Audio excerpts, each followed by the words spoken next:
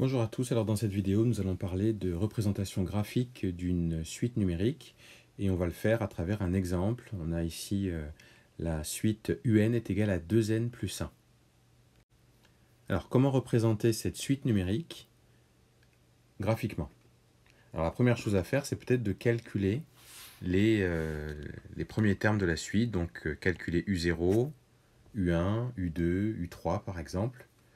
Donc, alors moi j'ai fait le calcul déjà, on a U0 est égal à 1, U1 qui est égal à 3, il suffit de remplacer n par 0, puis après 1, puis après 2, et puis après 3. Donc U2 c'est égal à 5, et U3 c'est égal à 7. Alors, la représentation la plus directe, je dirais, c'est celle que vous voyez à l'écran ici, où il vous suffit d'avoir une droite graduée, et puis bien, vous placez le U0 au niveau de 1 puisqu'il est égal à 1, U1 est égal à 3, U2 est égal à 5, et puis U3 est égal à 7. Vous les placez simplement comme ça.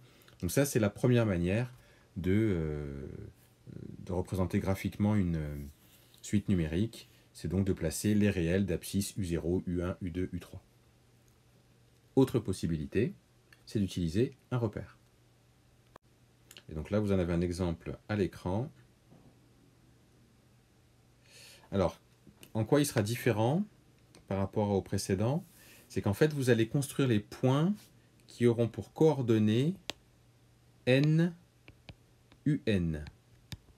C'est-à-dire que par exemple, si je prends le point de coordonnées ou d'abscisse 0, eh bien, son ordonnée, ce sera U0, et U0, eh bien, c'est 1. Donc c'est pour ça que j'ai ici le premier point de coordonnées 0, 1. Si je veux placer maintenant U1, je remplace n par 1.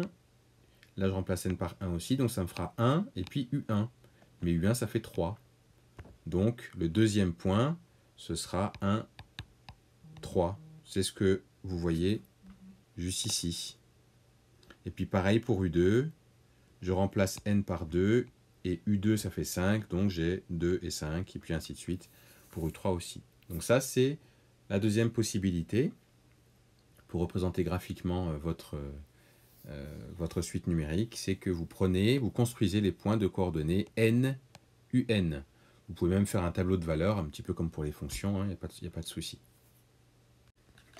Alors maintenant, on va considérer une autre situation. On a une suite un qui est définie par un qui est égal à f de n.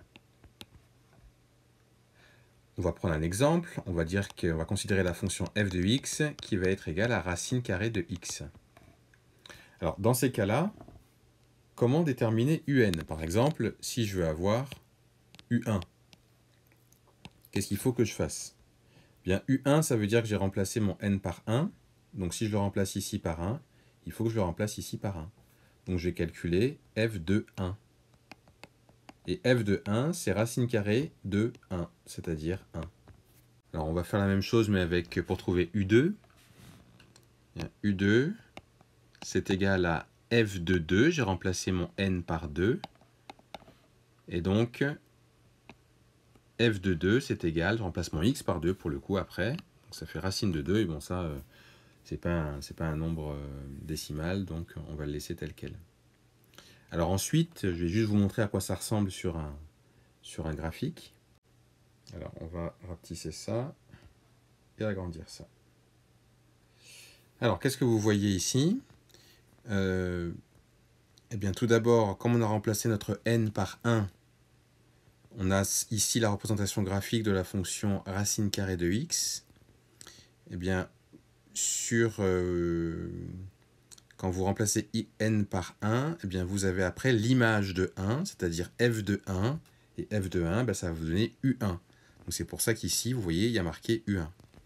Pareil pour trouver u2, je remplace donc mon n par 2, et puis ici, je vais avoir l'image de 2, c'est-à-dire U2, et ici, donc j'écris U2, et puis pareil pour U3. Donc on a les valeurs de U1, U2 et U3, ici, graphiquement, grâce à la représentation graphique de la fonction racine carrée de x.